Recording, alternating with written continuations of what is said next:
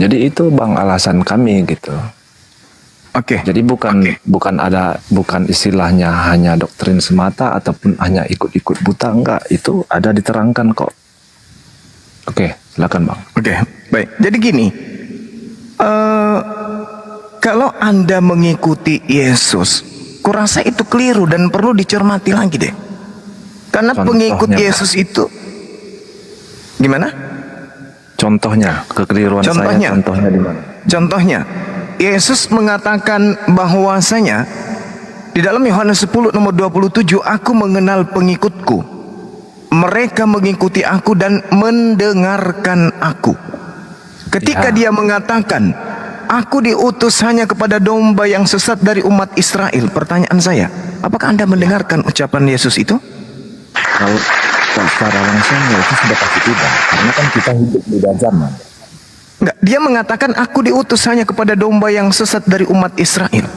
Apakah Anda mendengarkan? Maksudnya, apakah Anda mengimani pengakuan Yesus itu? Percaya kepada perkataannya dia bahwa dia diutus hanya untuk Bani Israel? Percaya tidak? Ya benar, karena itu ada tertulis. Nah, berarti Anda harusnya sadar kalau Anda ini bukan pengikut, karena dia diutus hanya untuk Bani Israel saja. Berarti Anda penumpang gelap. Saya kan sudah katakan bahwa saya pribadi saya sadar diri saya bukan bangsa Israel, saya bangsa Indonesia. Tetapi Yesus sendiri juga mengatakan bahwasanya beritakanlah kabar gembira ini apa yang telah dia sampaikan kepada murid-muridnya untuk disampaikan kepada bangsa-bangsa lain ke seluruh dunia. Itu kan ada juga tertulis, abang sendiri pun pasti tahu. Iya, saya ngerti kalau itu. Tapi yang harus disampaikan itu apa? Dia utusan untuk Bani Israel. Silahkan sampaikan apapun tentang Yesus ke seluruh penjuru bumi. Tapi sampaikan bahwa dia hanya untuk Bani Israel. Kenapa murid-muridnya diperintahkan untuk ke seluruh penjuru bumi? Karena di dalam Yehezkiel 5, Tuhan sudah membuat Bani Israel itu tersebar ke seluruh penjuru bumi.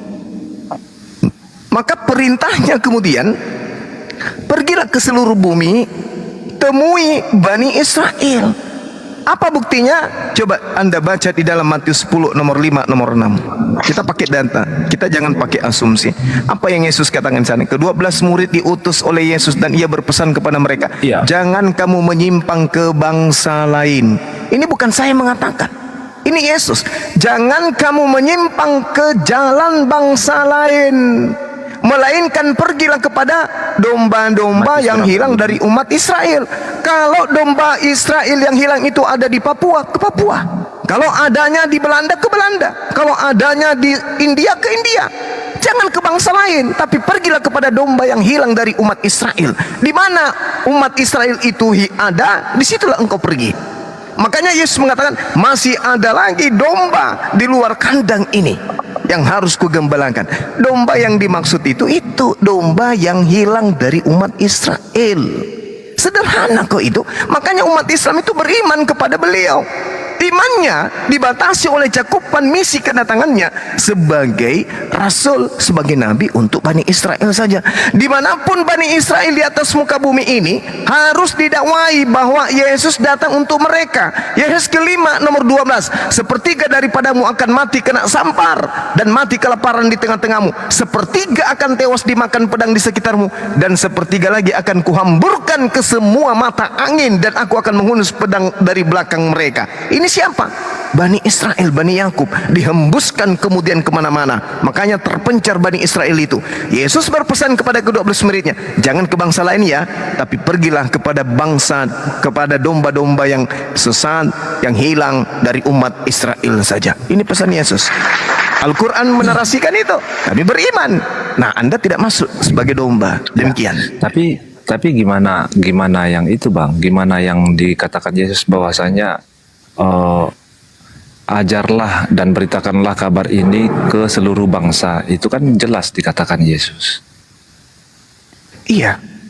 Itu pakai kata etnis itu. Ajar di mana? Ajar kayak mana? Ajar bahwa Yesus untuk Bani Israel. Itu maksudnya. Makanya dikatakan, coba Anda tangkar, coba Anda sebentar. tangkar dulu. Anda tangkar dalam Matius 28 nomor 20. Dan ajarlah mereka melakukan segala sesuatu yang kuperintahkan kepadamu. Coba Anda tangkar Kan di itu. situ ada berita baiknya, Bang, gitu. Iya. Memang betul. Injil itu kan artinya berita baik. Tunggu dulu, jangan Anda samakan antara Injil dalam perspektif Yesus dengan Injil perspektif Kristen, jangan. Beda itu. Enggak gini. Injil itu kan artinya, kalau kita artikan ke bahasa Indonesia, itu artinya berita baik.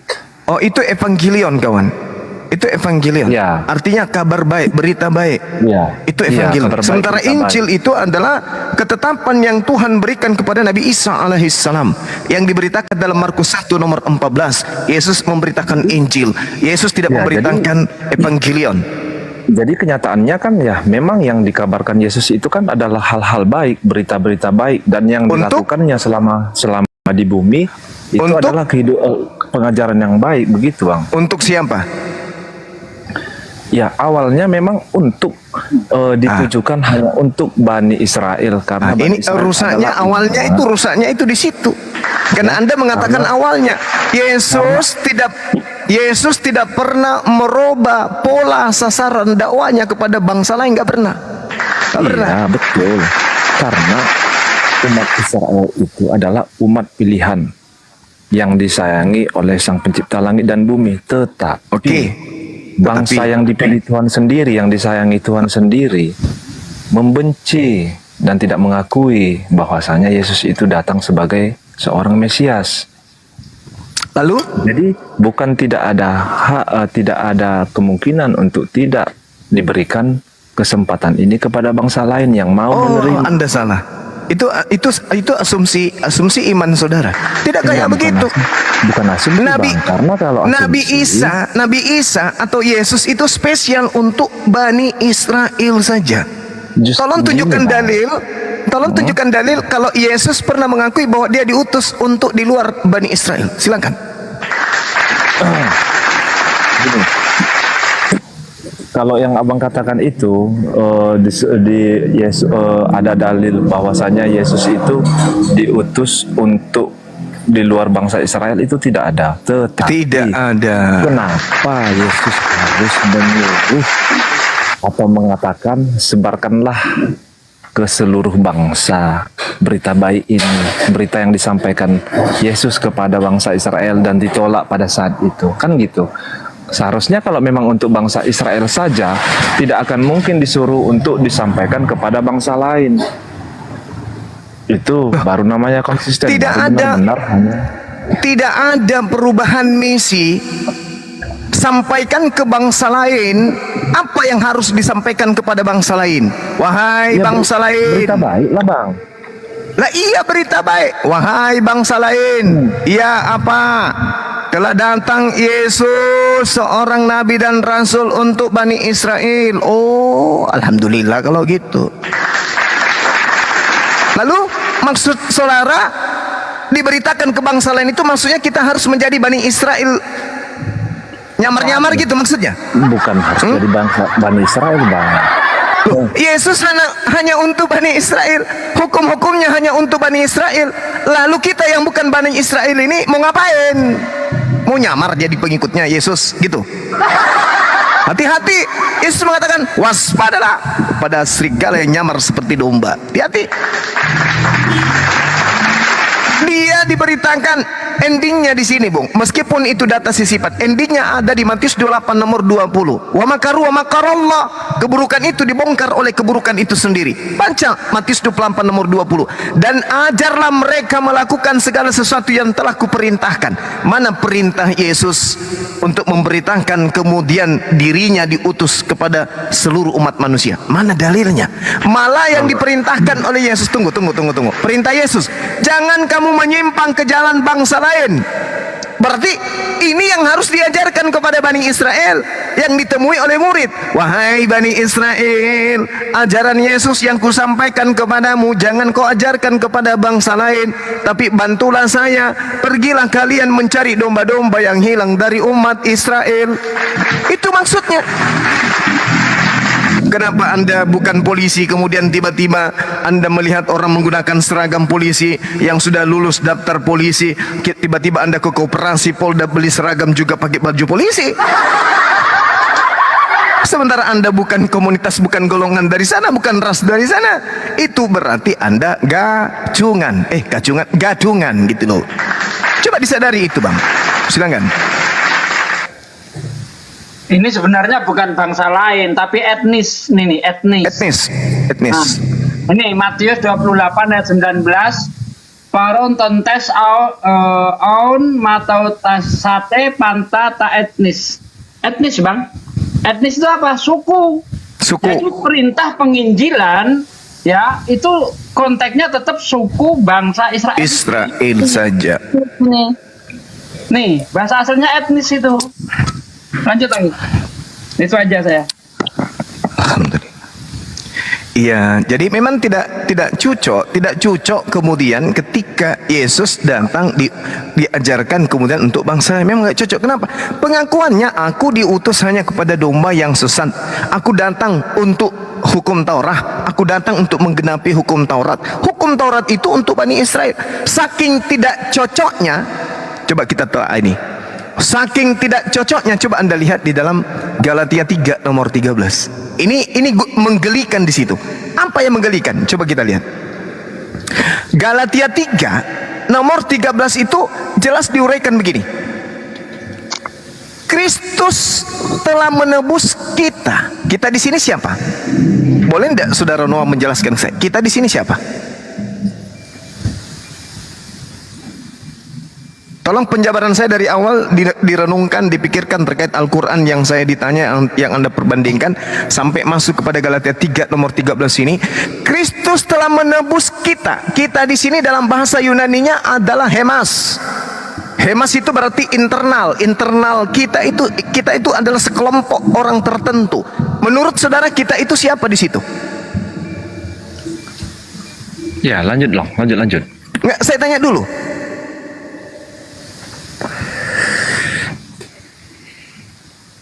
Ya, kita ini punya, ya berarti itu bukan lebih dari satu orang, Bang. Ya, kita di sini termasuk Kristen atau hanya Bani Israel saja?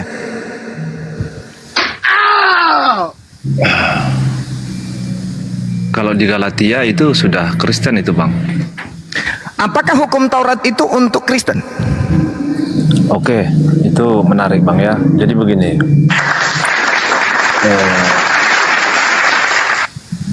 Itu jelas ya, kalau hukum Taurat itu ditujukan kepada orang Israel. Masya Allah. Ya. Berarti Yesus mati untuk menebus kita dari hukum Taurat. Kita di sini siapa? Jadi begini penjelasannya, biar saya jelaskan sedikit sama Abang. Ya, silakan. Oke. Silakan. Jadi begini, kalau kita berbicara hukum Taurat, itu jelas kita mengarah ke kitab Perjanjian Lama, dan itu juga jelas mengarah ke bangsa Yahudi, ya, Bani Israel sendiri. Jadi hukum Taurat itu memang ditujukan untuk kaum Yahudi, untuk bangsa Israel yang tersesat pada waktu itu. Sedangkan Yesus datang dan dia mengatakan, aku bukan untuk tidak meniadakan hukum Taurat, bahkan aku untuk menyempurnakan dan melengkapi hukum Taurat. Maksudnya di situ, Bang, kalau kita kaitkan dengan apa yang diberitakan Paulus, bahwasanya tidak perlu bersunat atau segala macamnya lah, yang seperti yang tertulis di hukum Taurat, boleh makan babi misalnya, gitu kan? Jadi Yesus ini datang melengkapi hukum Taurat, bahwasanya dia itu melengkapi hukum itu dengan hukum kasih. Karena bahwasanya Tuhan itu sendiri tahu tidak ada satupun manusia di muka bumi ini yang sanggup menggenapi atau sanggup melaksanakan 10 hukum Taurat yang diperintahkan Tuhan kepada manusia. Tidak ada satupun manusia sanggup bisa untuk mentaati hukum Taurat itu, Bang. Jadi hukum Taurat sendiri juga dibagi atas dua perintah, yaitu hukum untuk mengasihi Tuhan dan untuk menghukum mengasihi sama manusia.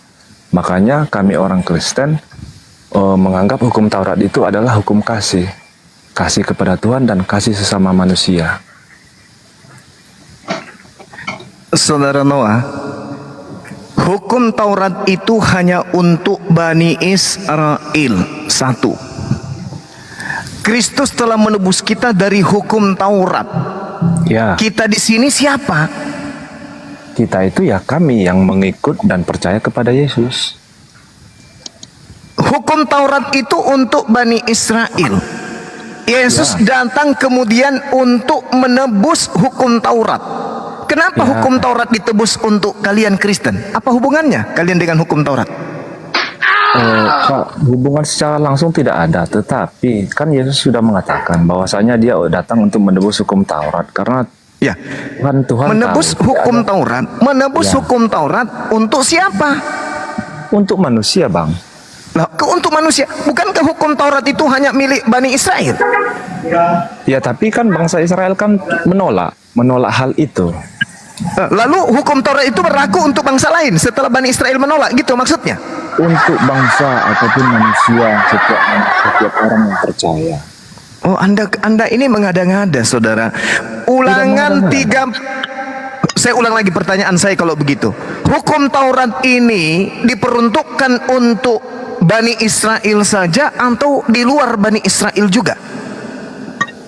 Jadi gini, kalau hukum Taurat yang kita tahu itu pertama kali diwahyukan kepada Nabi Musa. Karena kebetulan Nabi Musa pada saat itu memimpin bangsa Israel ya, yang keluar dari tanah Mesir. Jadi hukum Taurat ini ya disampaikan kepada Nabi Musa, tetapi diberitakan kepada bangsa Mesir karena memang kebetulan yang dia gembalakan adalah bangsa Mesir, bangsa Israel, kan begitu. Jadi hukum Taurat ini secara cakupan keseluruhan hanya untuk Bani Israel, kan? Secara keseluruhan iya betul. Betul. Kalau hukum Taurat ini dibatalkan, itu dibatalkan untuk bangsa lain atau untuk Bani yang empunya? Gimana? Kalau hukum Taurat ini yang diperkhususkan untuk Bani Israel dibatalkan, maka ini dibatalkan untuk Bani Israel atau dibatalkan untuk yang bukan punya Bani Israel, yang punya bukan Torah? Bukan dibatalkan, Bang. Bukan untuk dibatalkan, hukum ini tetap ada, tetap berlaku sampai saat ini. Tetapi bukan untuk dibatalkan, hukum ini tetap ada, tetapi bukan hukum Taurat lagi kalau sama kami namanya, Bang. Namanya Efesus 2 nomor 15, dengan matinya Yesus, dia telah membatalkan hukum Taurat beserta dengan segala perintah dan ketetapan yang ada di dalamnya. Apakah Paulus itu mengada-ngada saja atau Anda yang tidak membaca dalil itu? Ya, tidak mengada-ngada, itu benar apa adanya. Nah, berarti dibatalkan dengan segala ketetapan dan perintah yang ada di dalamnya. Dan yang jadi permasalahan sekarang ini adalah kata kita ini. Anda mengatakan hukum Taurat itu untuk Bani Israel, tetapi ketika ada kata kita, hukum Taurat itu ditebus untuk kita, kenapa Anda jadi merasa di sana? Contoh misalnya, sabar, saya kasih analogi sederhana. Hukum yang ada di Nusantara, di Indonesia ini, itu berlaku untuk warga negara Malaysia juga atau hanya untuk Indonesia saja? Itu beda, Bang. Tunggu. Ini hukum, kita berbicara hukum nih. Ya. Hukum Taurat itu berlaku hanya untuk Bani Israel. Hukum Indonesia hanya berlaku untuk bangsa Indonesia, betul? Ya kalau itu ya pasti, karena ini kan masalah. Kalau dibatalkan hukum yang ada di Indonesia ini, apakah dibatalkan untuk rakyat Malaysia? Ya pasti enggak lah. Nah, pasti tidak. Hukum Taurat hanya untuk Bani Israel saja. Kalau dibatalkan berarti hanya untuk Bani Israel saja, bukan? Gimana? Kalau hukum Taurat itu hanya untuk Bani Israel. Kalau Ya. dibatalkan atau ditebus, maka itu ditebus dan dibatalkan hanya untuk Bani Israel saja. Betul? Ya, karena mereka kan menolak hukum Taurat. Ya, berarti ketika dia ditebus dari kutu hukum Taurat, maka yang dimaksud kita di sini adalah hanya untuk Bani Israel. Betul? Kita orang percaya. Ya Allah ya Karim. Berarti orang Malaysia juga masuk dalam kaidah-kaidah hukum terkait dengan hukum Indonesia gitu. Ya, tidak Bang. Ini kan Kalau mereka hanya- percaya? Kalau mereka percaya? Ya, kalau mereka percaya itu terserah. Kalau mereka percaya. Enggak, Tetapi kalau kan mereka tidak- percaya, tidak. apakah kemudian kalau orang Malaysia percaya kepada hukum yang ada di Indonesia, apakah kemudian hukum itu mengikat mereka? Tidak. Karena itu sudah beda Lantas jalan, Bang. kenapa kalian merasa percaya, merasa terikat dengan hukum Taurat? Karena hukum Tuhan kan itu universal sifatnya, Bang. Loh, tadi kita udah sepakat padahal hukum Taurat itu Iya. hanya untuk Bani Israel. Kok jadi Benar. universal ini? Iya, maksud saya hukum Tuhan gimana? hukum Tuhan itu kan bersifat universal.